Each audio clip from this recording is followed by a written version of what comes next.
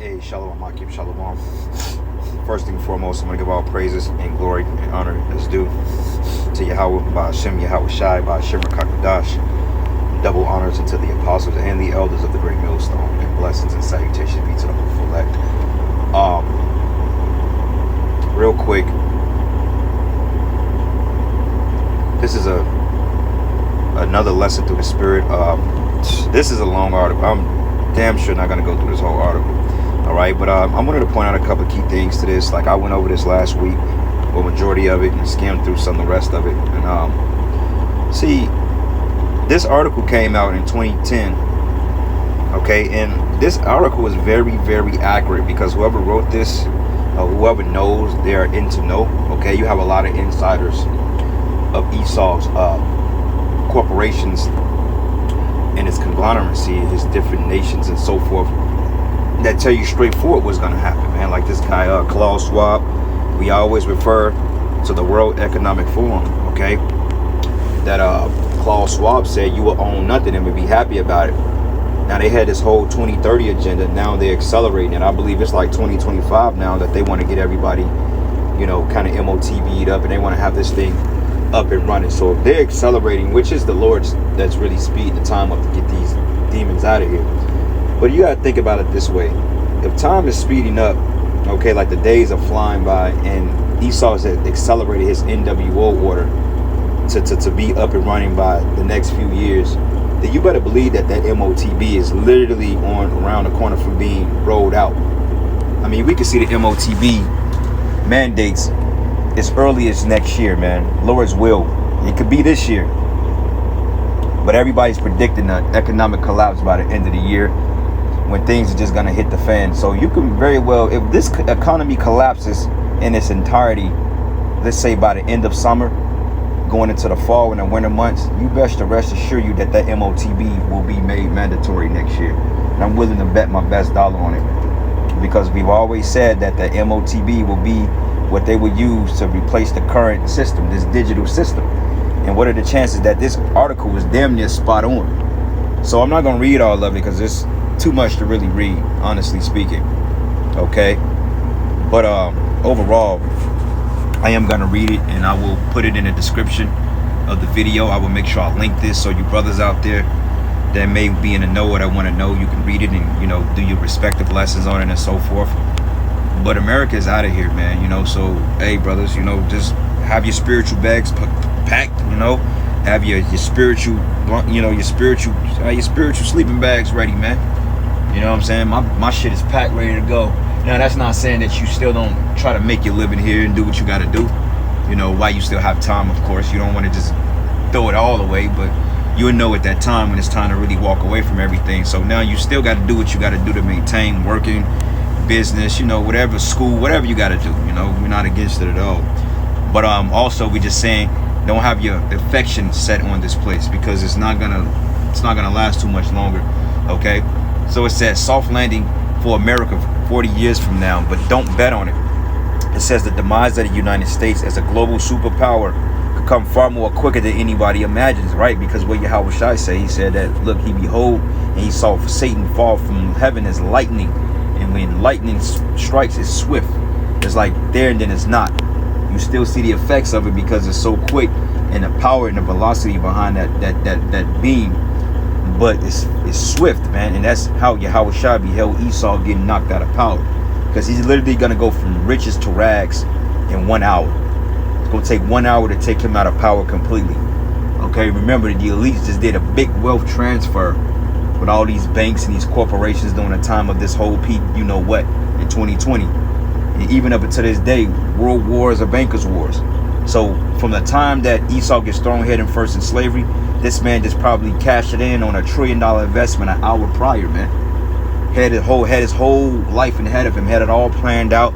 Yeah, we in the bunkers. You know, I just took out $1 trillion policy on America so we could rebuild the new America, you know, and have things under our dominionship. They just did it prior to the Lord taking them down, and all of a sudden they out of there.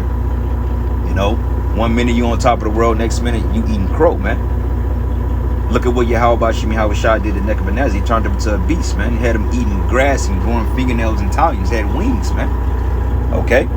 So it says here, if Washington is dreaming of 2040 or 2050 as the end of the American century, a more realistic assessment of domestic and global trends suggests that in 2025, just 15 years from now, could all be over except for the shouting.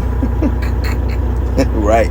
And you know what's so weird about this? Because we had a solar eclipse this year and a lunar eclipse, and we got another one coming up too.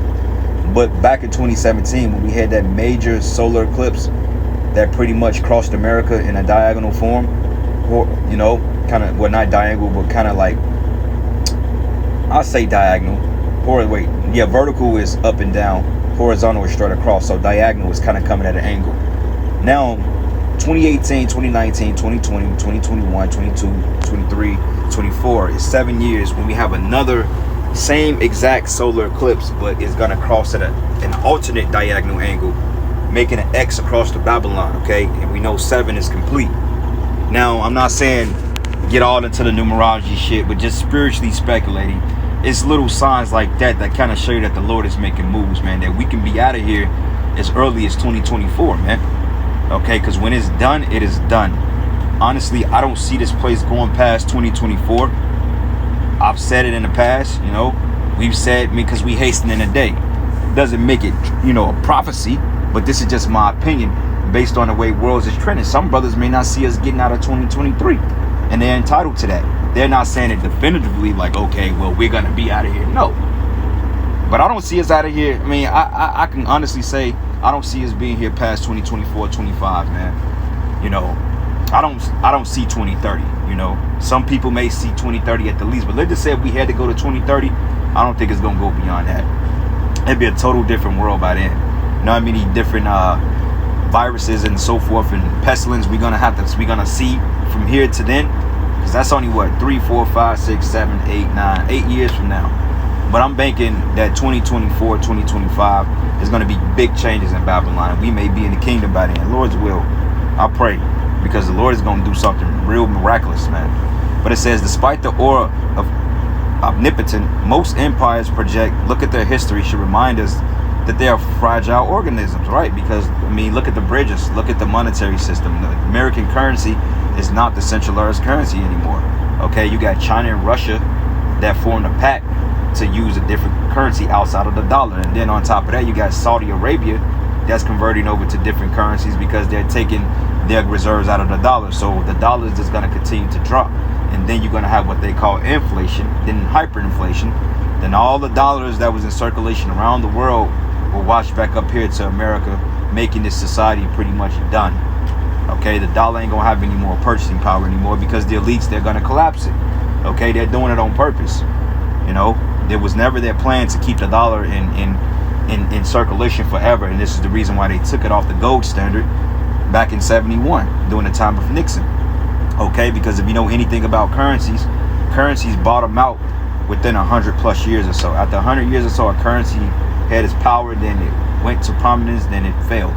And that's the same thing that's happening with the dollar. Okay, so about 100 years or so, and we're at that mark, because you could say, well, the dollar wasn't established as the world reserve currency up until World War II. You can say that, but hey, remember, the Federal Reserve was set up during the time of 1913, during the time of Jekyll Island. Okay, prior to that, you had the sinking of the Titanic, which a lot of important figures was on that ship to protest that Federal Reserve. You had people from Neiman Brothers, not Neiman, Slovakia, freaking JP Morgan, you know, steel tycoons. You had a lot of men that put their investments in steel and different oils and so forth like that, and they knew that the establishment of the Fed was going to do away with their riches, so they were sabotaged, and storily speaking, the ship was going to be sunken. Okay, and if you read the book, The Destruction of the Titan, that came out like in 1889 or something like that, or 1890, something like that, and it went into how a ship called Titan was going to meet an ultimately fate by hitting an iceberg. Now, I never read the book, but I'm pretty sure if you read that book, you will find some type of instances that you had some very important people on that ship. I guarantee you. As a matter of fact, I may order that book and read it, because they predicted the Titanic falling in the 1800s, man. Okay, which shows you that the elites was behind every major event. They're behind destroying this place too. So it's no coincidence, brothers. All right. But it says, so delicate, the ecology of power, that when things start to go truly bad, empires regularly unravel with unholy speed. Right, Satan falling as lightning, as we stated. Just a year for Portugal, 2 years for the Soviet Union, 8 years for France, 11 years for the Ottomans, 17 years for Great Britain, and all likelihood 22 years for the United States, counting from the crucial year of 2003, because remember, that's the year they invaded Iraq, man, and it's been downhill ever since then. But it says future historians are likely to identify the Bush administration's rash invasions of Iraq and that year as the start of America's downfall. And really, America's downfall started when they took the currency off the gold standard, man. And really, after World War II, okay, and after that, you had the Cold War. They really started to decline shortly after that, okay, because you had the Soviets, the USSR at the time, that pretty much went under the radar, and they was taking a lot of payouts and bribes from Western countries, and they pretty much went null and void. But even then, America was losing because of Vietnam. America got their ass handed to them. And ever since then, America's really been declining as a superpower. And this is the reason why women's lib was established among Edomite women, because Esau Edom knew that in order to keep his labor force working, he was going to have to tax the women to keep this dollar in circulation. So it was never meant to liberate even Edomite women, but hey, he basically used them as fish in the pond, as bait. He put them on front lines to take the bullet to the noodle. And that's why he gave them liberation, so he could keep this Titanic afloat for so long, man. But now eventually it's coming to a head, you know. But anyway, it says, however, instead of the bloodshed that marked the end of so many past empires, with cities burning and civilization slaughtered, this 21st century imperial collapse could come relatively quietly through the invincible tendrils of economic collapse and cyber war. And we're seeing it now. Blackouts, countries are being, corporations are being hacked, cyber warfare, you know, pages are being shut down, you know, banks are being hacked, you know, by alleged Russians and these other people from Yugoslavia, all this other shit, okay, which we know that Esau is playing, he's playing both sides of the fence. But it says, but we have no doubt when Washington's global domination or dominion finally ends, there will be painfully daily reminders of what such loss of power means for Americans in everyday walk of life. Once again, inflation, not having the proper means to bathe yourself, not having the proper sanitation systems to do what you have to do. No running water, no electricity, man. Okay, no food readily available to your leisure. Okay, because we're gonna know what it's like to be in a third world country like those dusty ass Hamites out there. Well, you people, because the Lord, we're gonna eat, we're gonna be taken care of. But you people out there, you're gonna know what it's like to be a third class citizen, man. Okay, you're gonna know what it's like to have things taken from you, because America, you've done nothing but took from the world. You went over in lands that were sovereign in resources, and you went over there and you staged wars to go and take their resources, man, when that was not your job to do that. Okay. And it says, as half dozens of European nations have discovered, imperial decline tend to have a remarkably demoralizing impact on a society. Riots, killing, murder, rape, okay, all sorts of chaotic, regularly bringing in at least a generation of economic privation. But as the economy cools, political temperatures rise, often sparking serious domestic unrest. And you notice that the civil wars have been kicking off lately, man. Okay, you have a lot of wars and riots in these different countries that the news is just not covering, man. Okay, so this is the book of Jeremiah 51, and I'm gonna start at verse 7. It says, Babylon have been a golden cup in the Lord's hand, that have made all the earth drunken. How did they do that? Through the philosophies, through the vain deceit, okay, through women's liberation, through the Momo agenda, through the transmission agenda. All these things have triggered like a cancer to these other nations, and now there's a lot of fighting because governments are being overthrown by Edomites, man, that's bringing in that quote-unquote democracy nonsense, which this is not a democracy at all. This is really a dictatorship and a monarchy, which a monarchy goes into basically the hierarchy and rulership. Like when you go into the history of the Roman Empire, okay, and Julius Caesar, Claudius Caesar, that was what they called a monarchy, okay, because they established basically an upper class society being the 1%, but the lower 99% was the one that fed and that got pretty much poor. The 1% fed off the 99%. Hence what you have today. Okay, you have different social class systems, man. Okay, you got the rich, and then you got the poor. You got the lower middle class, which is pretty much the poor. Okay, but see, this is what's going to happen. You got the super rich, and you're going to have the poor, because the rich is even becoming poor. So it's not going to be a super rich, middle class, lower middle, than poor. No, it's going to be the super rich and the poor. Okay, with the 1% owning everything and the 99% living off the scraps and the crumbs off Lazarus' table, man, off the rich man's table, Slakia. And it says Babylon is suddenly fallen and destroyed. Okay, and it says here, howl for her and take balm for our pain, if so she may be healed. Okay, and balm is like a healing agent, but it's not gonna be healed. All these stimulus that Joe Bembeezy is talking about printing, that ain't gonna do nothing. That ain't gonna heal it, man. Okay, that may heal your anxiety because you get to pay some bills and go out and twerk and be the thoughts that you are.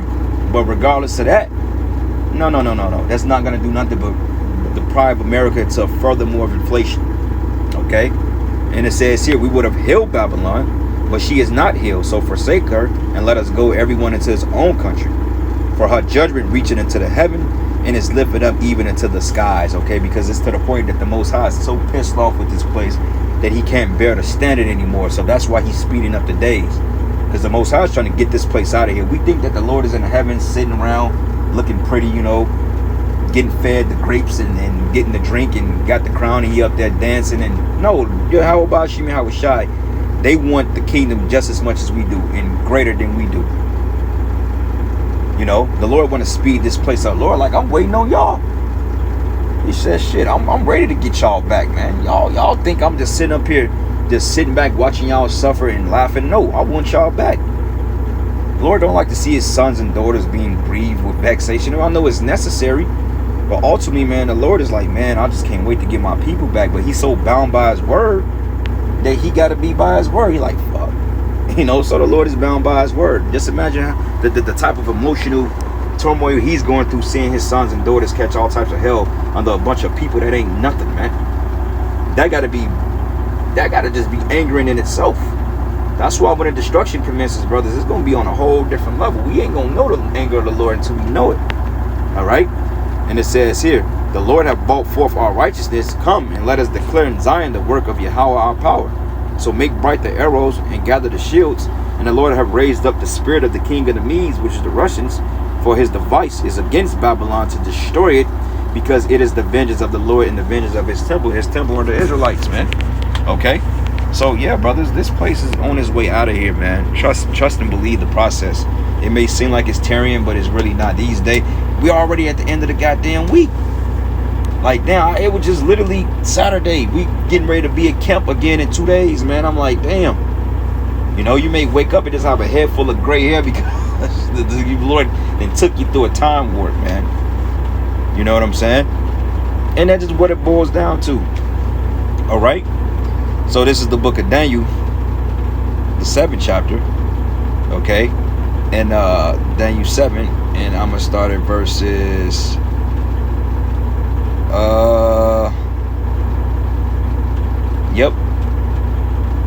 Yep, let's start at verses 20. It says, then of the 10 horns that were in his head, and of the other which came up even before, 3 fell. Even of that horn had eyes and a mouth that spake very great things, whose look was more stout than his fellows. That's Babylon, man. That's America. Okay, because you got the 10 horns, you got the European nations, okay, which is 10 nations. I think it's like 28, 29, which is composed of 10 nations. Okay, the EU, then you got NATO, which is the beast. It says, behold, that same horn made war with the saints and prevailed against them, until the Ancient of Days came, and judgment was given to the saints of the Most High, and the time came that the saints possessed the kingdom. And thus he said, the 4th beast, which is the Roman Empire, this empire we in today, shall be the 4th kingdom upon the earth, which shall be diverse from all kingdoms, and shall devour the whole earth, and shall tread it down and break it in pieces. Okay? And then the 10 horns out of this kingdom are 10 kings that should arise, and another shall rise after them, and they should be diverse from the first, and he should subdue 3 kings. And he should speak great words against the Most High, and shall wear out the saints of the Most High, and to think to change times and laws, and they should be given into his hand a time into a dividing of times. But judgment shall sit, and they shall take away his dominion, to consume and to destroy it. And the kingdom and the dominion and the greatness of the kingdom under the whole heaven should be given to the people of the saints of the Most High, whose kingdom is an everlasting kingdom, and all dominions shall serve him and obey him. Okay? And that's the point we want to make. So this place is getting ready to be taken out of here. I got this demon, this woman again. I got one more precept. Yeah, don't talk to me, lady. I don't know what's going on. I just work here. All right, last precept. This is Isaiah 13. And that's the thing about fucking Keisha, man. She always gotta have a problem with something. Like, damn, what you complaining for? You supposed to be in here 2 hours ago. But anyway, this is the last precept. This is Isaiah 13, and I'm gonna start at verses 19. Matter of fact, it says, in Babylon, the glory of kingdoms, the beauty of the Chaldees' excellency should be as when the power overthrew Sodom and Gomorrah. And it should never be inhabited, neither should be dwelt there from generation to generation. Neither should the Arabian pitch tent there, neither should the shepherds make their foes there. But wild beasts of the desert shall lie there, and their houses should be full of doleful creatures, and owls shall dwell there, and satyrs shall dance there, and the wild beasts of the islands should cry in their desolate houses, and the dragons in their pleasant places, and her time is near to come, and her days should not be prolonged. And that's the point I wanted to make, man. Alright, so anyway, with that, all praises and glory and honor is due to Yahweh, Bashim Yahushai. And with that, Shalom, and above all, Lord's will you brothers were edified. Until the next lesson, Shalom.